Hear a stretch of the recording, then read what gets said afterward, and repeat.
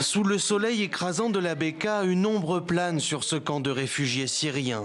8 ans après le début de la guerre dans leur pays, Faisal et sa famille vivent toujours dans des conditions déplorables. L'érection de murs étant strictement interdite ici, seules ces tentes improvisées sont autorisées. La température dans cette pièce est supérieure à 50 degrés. L'alimentation électrique fonctionne, mais elle est très instable. On ne peut même pas congeler.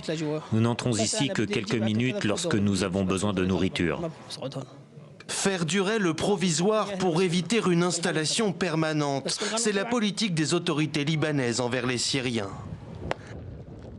Plus au nord, à la mi-juin, dans les montagnes d'Arsal, ces Syriens étaient sommés de détruire eux-mêmes ces constructions jugées illégales.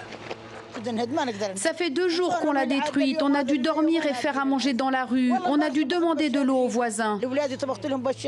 Éreintés par l'afflux d'environ 1,5 million de Syriens, accablés par une croissance économique en berne à 0,2% seulement, la généreuse hospitalité libanaise tourne à l'aigre. Récemment, le ministère du Travail a lancé une campagne de lutte contre l'emploi illégal des étrangers.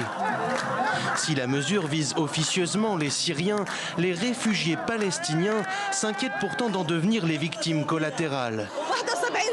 Après 70 ans d'asile au Liban, nous ne voulons pas être traités comme des réfugiés. Nous sommes ici aujourd'hui car nous sommes des apatrides.